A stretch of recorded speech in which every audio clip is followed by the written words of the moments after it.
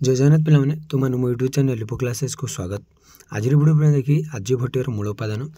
तो आर्यभट्टीय मूल उपादान कौन अच्छी आज क्लास में यूनिट 3 शेष करदे। तो देख पे आर्यभट्टीय मूल उपादान प्रथम आसला ब्रह्मांड विज्ञान आम जहाँ कहे कस्मोलोजी कहू। आर्यभट्टीय पृथ्वी को केन्द्रीभूत कर सूर्य और चंद्र प्रतिपादित होती। तो आर्यभट्टीय आम जब देखा तो पृथ्वी से केन्द्रीभूत कर सूर्य और चंद्र को सेठ प्रतिपादित होती। से पृथ्वीर अक्ष घूर्णन को दृष्टिकोण देखते जहाँ दिनर आवर्तन घटी थाए।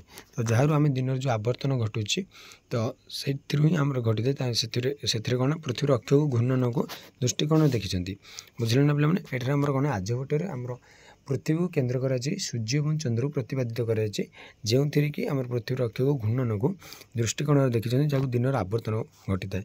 आसला समय गणना बा जहाँ आम कह टाइम रेकॉर्डिंग। तो से समय को वर्ष मास दिन भाव में विभाजित कर जहाँ सूर्य और चंद्र गतिर आधारित। तो जो समय गणना कर कौन वर्ष मास और दिन भाग में विभाजित कर जहाँकि सूर्य और चंद्र गतिर जो सूर्य और चंद्र गतिर अच्छी तापर आधारित यहाँ हो। तो यहाँ मतलब बहुत इंपोर्टाट पॉइंट पे जो समय गणनाटा से कौन सूर्य और चंद्र गतिर आधारित होता है। तो आसला गणित गणना मैथमेटिकल फ्रेमवर्क। तो आर्यभट्टीय गणितर विभिन्न शाखार गणना हो जहाँ अंक गणित आलजेब्रा बीजगणित त्रिगोणमिति त्रिगुणमेट्री त्रिकोणमिति भागफल और संख्या अनुमान सामिल। तो आर्यभट्टीय गणितर विभिन्न शाखा गणना होमती आम कह अंक गणित आलजेब्रा त्रिकोणमिति एमती सबकि। तो आसला ग्रह गति और ग्रहण जो आम ग्रहण लगुच कहूँ बा ग्रहर गतिटा आम बुझा। आर्यभट्टीय ग्रह मान गति और ग्रहण घटना संपर्क में नियम दि जाए जहाँ सूर्य और चंद्र ग्रहण समय दैर्घ्य और ग्रहण अंश गणना कर। तो आर्यभट्टीय कौन बोले जो ग्रह मानकर गति से घटना संपर्क में सब नियम दि जाए जहाँकि सूर्य और चंद्र ग्रहण समय दैर्घ्य और ग्रहण अंश गणना कर। देखिले पे ग्रह गति कौन तार आसला सूत्रावली और ध्रुवांक बा टेबुल्स एंड कन्स्टान्ट्स बोली आम कहीपर। तो सूत्रावली कौन कौन रही आर्यभट्टीय ग्रहण गणना गणितीय सूत्रावली और ध्रुवांक दी जाए जहाँ गणना को सहज कै। तो आम आर्यभट्टीय जमी ग्रहण गणना आमको विभिन्न प्रकार गणितीय सूत्रावली दि जाए ध्रुवांक दि जाए जहाँकि गणना को साहाय्य करे बा सहज करें। तो आसला सिद्धांत पंचांगर मूल उपादान। तो जो पंचांग सिद्धांत रही तार मूल उपादान गुड़ कौन कौन देखा देख पे सिद्धांत पंचांगर 5टा अंग रही कौन कौन देख चंद्रर गति को आधार कर दिन गुड़ विभाजित कर। तो चंद्रर गति को ही आधार कर दिन गुड़िक विभाजित कर दिन गुड़ी को। तो आसला जहाँ आम कहूँ तिथि तो आसला करण बा हाफ डे यार तिथिर आधार दिन को अधार कर गणना कर जो अधा कर करण माने हाफ डे बोले जो कहे सीटा अधा कर 12टा रू 12टा जो आम कहे तो सीटा गोटे हाफ डे ना तो सहीटा आम कह करण। तार आसला नक्षत्र तो चंद्रर नक्षत्र गति को देखी तिथि गणना कर जो चंद्र आम चंद्रर नक्षत्र गति को देखी आम तिथि गणना कर। आसला जोग बा एंगुलर रिलेशन सूर्य और चंद्र आंगुल आधार जोग गणना कर जो जोग सूत्र रही है सूर्य और चंद्र आंगुल आधार ही जोगटा गणना कर।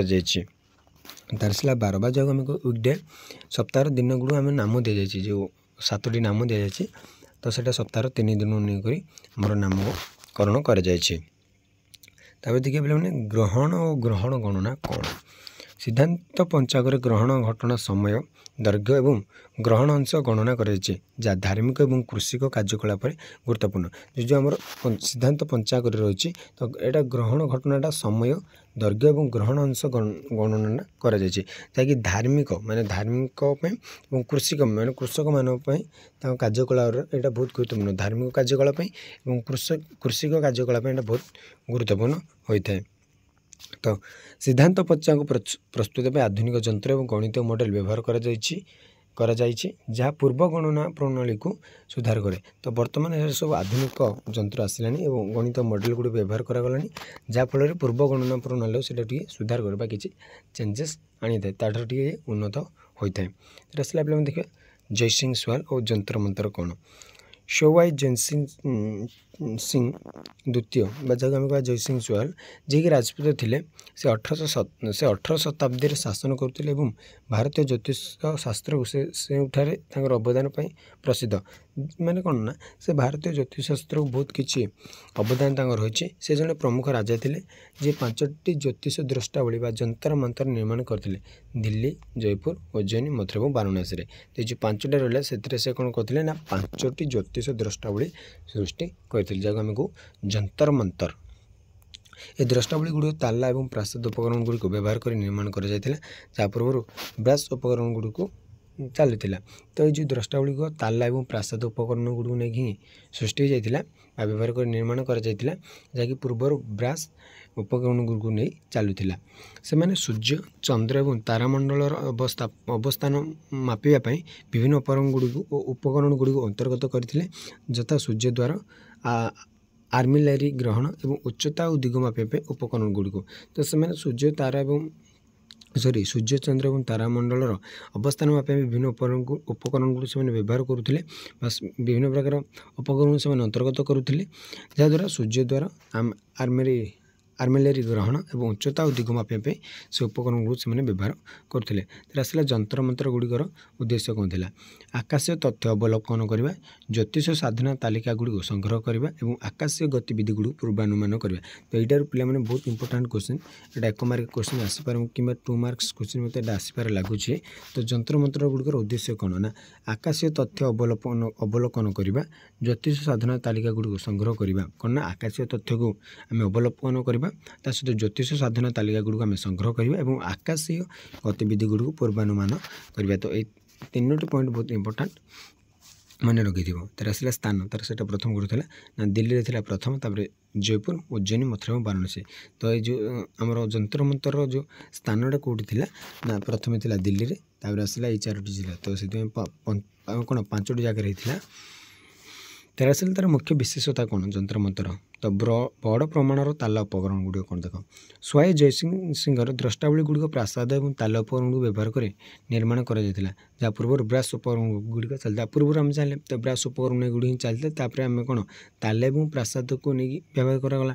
ପ୍ରଥମ ଆସିଲା ସମ୍ରାଟ ଯନ୍ତ୍ର, ଏକ ବଡ଼ ସୂର୍ଯ୍ୟ ଦ୍ୱାର ଯାହା ଉଚ୍ଚ ସଠିକତା ସହିତ ସମୟ ଦେଖାଯାଇଥିଲା। ତ ଗୋଟେ ସମ୍ରାଟ ଯନ୍ତ୍ର ସେ ସମୟରେ ଥିଲା ଯାହାକି ଗୋଟେ ବଡ଼ ସୂର୍ଯ୍ୟ ଦ୍ୱାର ଥିଲା, ସେଇଟା ଯାହାକି ଉଚ୍ଚ ସଠିକତା ସହିତ ସମୟ ଦେଖାଯାଇଥିଲା। ତା'ର ଆସିଲା ଜୟପ୍ରକାଶ, ଏକ ହେମିସ୍ପେରିକାଲ ଡାୟାଲ ଯାହା ସୂର୍ଯ୍ୟର ଗତିବିଧି ମାପିବା ପାଇଁ ବ୍ୟବହାର କରାଯାଉଥିଲା। ତ ସେ ଜୟପ୍ରକାଶ ମିନ୍ସ ପିଲାମାନେ ସେ ଗୋଟେ ହେମିସ୍ପେରିକାଲ ଡାୟାଲ ଯାହାକି ଆମର ସୂର୍ଯ୍ୟର ଗତିବିଧି ମାପିବା ପାଇଁ ସେଇଟା ବ୍ୟବହାର କରାଯାଉଥିଲା। ତା'ର ଆସିଲା ଅନ୍ୟାନ୍ୟ ଉପକରଣ ଗୁଡ଼ିକ ଆର୍ମିଲାରୀ ଗ୍ରହଣ, ଉଚ୍ଚତା ଓ ଦିଗ ମାପିବା ପାଇଁ ଉପକରଣ ଗୁଡ଼ିକୁ ଏବଂ ବିଭିନ୍ନ ସୂର୍ଯ୍ୟଦ୍ୱାର ଗୁଡ଼ିକୁ। ତ ଆମେ ଆର୍ମିଲାରୀ ଗ୍ରହଣ, ଉଚ୍ଚତା, ଦିଗ ଏବଂ ବିଭିନ୍ନ ସୂର୍ଯ୍ୟଦ୍ୱାର ଗୁଡ଼ିକୁ ମାପିବା ପାଇଁ ଏଇଟା ବ୍ୟବହାର କରାଯାଉଥିଲା। ତା'ର ଆସିଲା ତା'ର ପ୍ରଭାବ କ'ଣ ଥିଲା? ଯନ୍ତ୍ର ମନ୍ତ୍ର ଗୁଡ଼ିକ ଭାରତୀୟ ଜ୍ୟୋତିଷ ଇତିହାସରେ ଏକ ଗୁରୁତ୍ୱପୂର୍ଣ୍ଣ ମୁହୂର୍ତ୍ତକୁ ପ୍ରତିନିଧିତ୍ୱ କରେ ଯାହା ବଡ଼, ଅଧିକ ସ୍ଥାୟୀ ଏବଂ ସଠିକ ଉପକରଣ ଗୁଡ଼ିକୁ ବ୍ୟବହାର କରି ଆକାଶୀୟ ତଥ୍ୟ ଅବଲୋକନ କରିବାକୁ ଚାଲିଥିଲା। ତ ସେ ଆକାଶୀୟ ତଥ୍ୟ ଅବଲୋକନ କରିବା ପାଇଁ ସେ ବହୁତ କିଛି ଆମକୁ ସାହାଯ୍ୟ କରିଛି। ତା'ର ପ୍ରଭାବ ମଧ୍ୟ ବହୁତ ପରିମାଣରେ ଆମ ଭାରତୀୟ ଜ୍ୟୋତିଷ ଇତିହାସରେ ପଡ଼ିଛି। ତ ତାପରେ ଦେଖିବା ଭାରତୀୟ କ୍ୟାଲେଣ୍ଡର ପ୍ରଣାଳୀ ଏବଂ ଜୟସିଂହଙ୍କର କାର୍ଯ୍ୟ କ'ଣ। ଭାରତରେ ବିଭିନ୍ନ ହିନ୍ଦୁ କ୍ୟାଲେଣ୍ଡର ଗୁଡ଼ିକ ଅଛି ଯଥା ବିକ୍ରମ ସମ୍ବତ, ଶାକା ଯୁଗ ଏବଂ ସପ୍ତଋଷି କ୍ୟାଲେଣ୍ଡର। ପ୍ରତ୍ୟେକଙ୍କର ନିଜସ୍ୱ ଯୁଗ ଏବଂ ବର୍ଷ ଗଣନା ପ୍ରଣାଳୀ ରହିଛି। ତ ବିକ୍ରମ ସମ୍ବତ ରହିଛି, ଆମର ଶାକା ଯୁଗ ରହିଛି, ସପ୍ତଋଷି କ୍ୟାଲେଣ୍ଡର ରହିଛି ଯାହାର କି ନିଜସ୍ୱ ଯୁଗ ଏବଂ ବର୍ଷ ଗଣନା ପ୍ରଣାଳୀ ରହିଛି। ତା'ର ଜ୍ୟୋତିଷ କ'ଣ ଆମେ ଦେଖିବା। ଭାରତୀୟ ଜ୍ୟୋତିଷ ଶାସ୍ତ୍ର ସହିତ ଗଭୀର ଭାବେ ସମ୍ପୃକ୍ତ। ତ ଯେଉଁ ଭାରତୀୟ ଜ୍ୟୋତିଷଟା ସେଇଟା ଜ୍ୟୋତିଷ ଶାସ୍ତ୍ର ସହିତ ହିଁ ସେଇଟା ଗଭୀର ଭାବେ ସମ୍ପୃକ୍ତ ହୋଇଥାଏ ଯେ ଆକାଶୀୟ ଗଣନା ଗୁଡ଼ିକୁ ବ୍ୟବହାର କରି ହରୋସ୍କୋପ ଏବଂ ଶୁଭ ସମୟ ପୂର୍ବାନୁମାନ କରିଥାଏ। ତ ଭାରତୀୟ ଯେଉଁ ଜ୍ୟୋତିଷଟା ପିଲାମାନେ ସେଇଟା ଜ୍ୟୋତିଷ ଶାସ୍ତ୍ର ସହିତ ଗଭୀର ଭାବେ ସମ୍ପୃକ୍ତ ଯେ ଆକାଶୀୟ ଗଣନା ଗୁଡ଼ିକୁ ବ୍ୟବହାର କରି ସେ ହରୋସ୍କୋପ ଏବଂ ଶୁଭ ସମୟ ପୂର୍ବାନୁମାନ କରିଥାଏ। ତାପରେ ଆସିଲା ଜୟସିଂହଙ୍କର ଅବଦାନ।